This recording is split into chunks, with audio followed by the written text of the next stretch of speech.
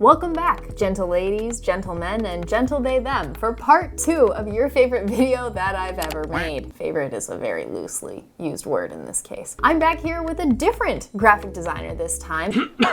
Excuse me? Stefan Kunz. He is a creative lettering artist from Switzerland. How are you? I'm good. We went abroad for this, okay? We're going head to head again for another amateur versus pro graphic designer challenge. And yes, I'm even less than an amateur. I have no skills in graphic design. We're gonna move past that and be nice to me.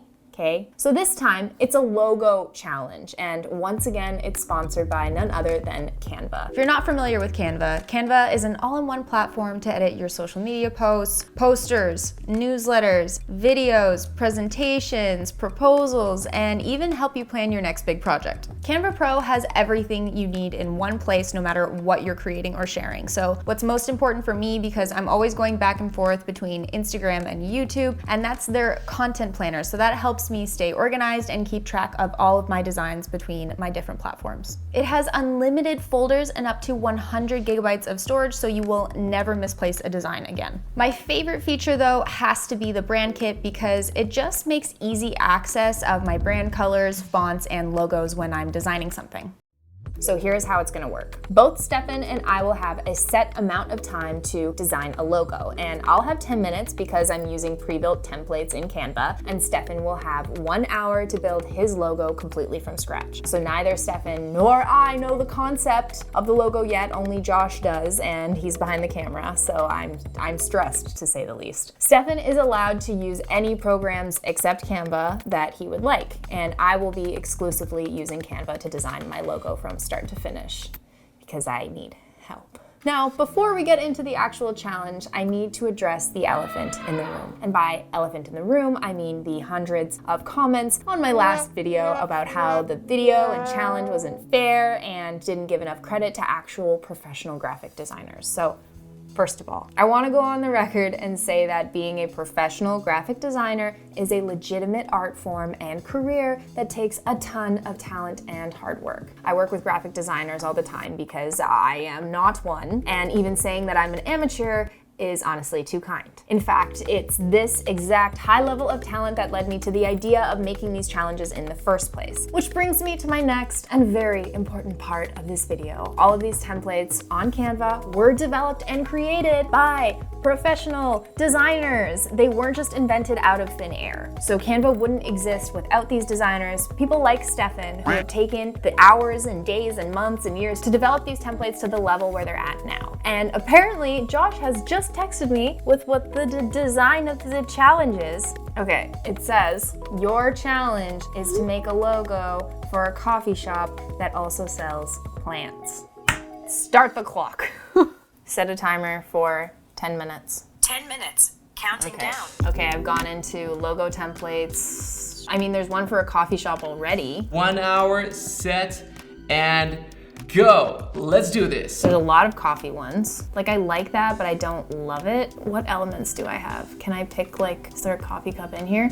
Okay, that's helpful. One of the first things that I'm gonna start with is sketching out as many iterations as possible, putting all of my ideas onto paper, trying out to come up with as many variations as possible, which is quantity over quality, so that afterwards I can then pick one and then start to draft. So let's do this.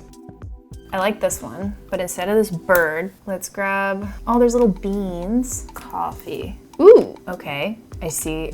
All right, the vision is coming together. I'm gonna go for this one. The reason being, it's very well balanced. It has a lot of symmetry. It's simple, it's elegant, and it probably will hold the test of time, which is uncertain, but all the other designs seems to be more on the trendy side, because a logo, you don't wanna switch it up every single year. I want to go with something as well that I can use over and over again afterwards. I really like this outline. Obviously, black on black isn't gonna work, so we're gonna go for a white. That's cute.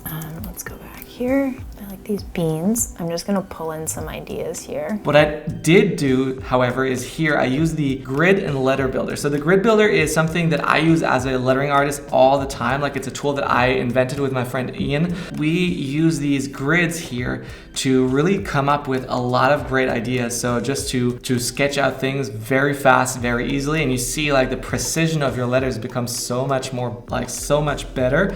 This is why this whole thing just stresses me out to the point that like I get so indecisive and I freak out. Beans and buds. That's too big. Beans and buds. I don't like that font. I want a different font. Now, I need some good reference images for coffee beans because I'm not exactly sure how coffee chairs look like. So I'd rather look it up before I mess it up and create something that looks more like a cherry than actually a coffee berry. I feel like I could pick something that's maybe a little bit more like vintage looking for the, oh no, that looks terrible. I'm so bad at picking fonts. What if I'm gonna make this too busy. Okay, this could go one of two ways. Now that I got my sketch finalized, it's time to retrace everything super clear, super crisp. And for that, I'm just gonna go over all of the lines again and really be careful this time to create like super crisp and sharp lines that will look awesome in the end. Since I don't have all the time in the world, I'm gonna draw it all by hand and try to make the most so I can get a result faster. It doesn't say anything about the plants. Oh no. It's really not that bad. But it's not good either. There's just so much going on. Okay, this is the fun part where I get to stylize the logo and really give it that specific look and feel that I want it to have. Plus, getting to choose all the colors is really cool, so I enjoy that part as well because just adding colors really makes it stand out even more. It's the most stressful thing I've ever done in my whole life. I hate that I made this challenge up. This would be way more fun if somebody else was doing it, you know? All right, final touches and... Oh my God, it's going off.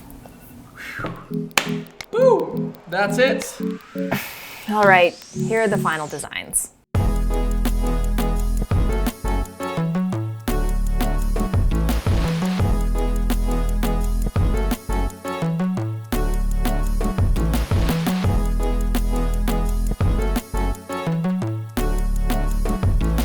Which is your favorite in the comments below. Again, this isn't necessarily to prove that hiring a professional graphic designer is better or worse than using an application such as Canva. There's a time and place that hiring a graphic designer or using Canva could make more sense. Do you think that for what this was it a fair challenge, yes or no? Oh, absolutely. When you're under time pressure, like we were right now, the whole goal is to really bring you all back to the elements that you really know. And so that takes you back to like, have you done this process over and over again? And like your practice really comes in handy. And so you switch on, you can't even really think about it. Tomorrow I probably would have another idea coming up for this challenge and I'd be like waking up in the middle of the night and be like, whoa, I totally should have done that. And so that's kind of like time, where time comes in handy, but time crunch, like it's a perfect challenge and it's a great way to illustrate what we've done. This was merely a fun exercise to see how the average person, me, can utilize Canva to make a graphic that is honestly pretty good. So what are the differences between using something like Canva and hiring a Stefan?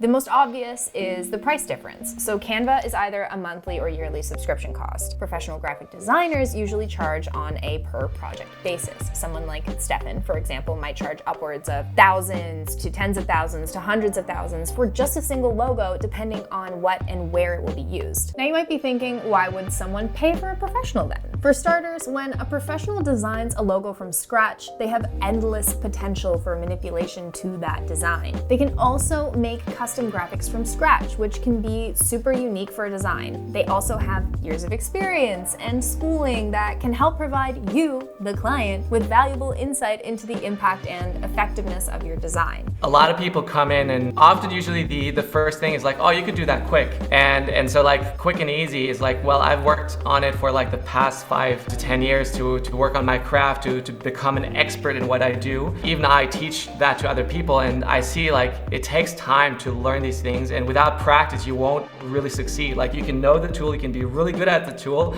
but you need practice and time and it takes like this this creativity, the imagination of a creative person who has been trying out things, who has reduced everything to the max to be able to put that out and to be really bold and to explain why this is working so well to a boardroom of like a lot of different people to make that really well. Canva is for the average consumer that doesn't have time or really much of a budget to hire a professional graphic designer. So they're trying to make do and have something look pretty good while they're at it. Going to a gym. Like you go to a gym, you work out, like you have to figure out everything yourself. Like you can go to the gym, to the fitness park and just like work out on the machines. And then there's this level of like you're working with a PT, with a personal trainer. And that personal trainer will look at you and be like, all right, we'll work on your abs, we'll work on your shoulders, like your back, like he'll tailor fit like the exact needs that you have. And so that's what you get when you're hiring a designer versus you're just going into a gym that has all the equipment. You can do a lot of the work yourself. Absolutely. It's also a great tool for instances where hiring a professional might be a bit overkill. For example, designing a single Instagram story. That might be out of budget for a lot of content creators and small businesses out there, like me. But a tool like Canva can make it accessible to the masses, and I can whip something up really quickly and easily that looks great. Thank you so much for doing this challenge and for giving everybody your feedback. And guys, please go check out Steph on YouTube, on Instagram. Oh, and one more thing. I also got an entire course teaching you everything that I showed you here, plus a lot more inside of my Ultimate Procreate online course, which you can check out in the link in the description. Hopefully we'll get to see you again now that things are opening up. So thank you so much. Thank you. Bye.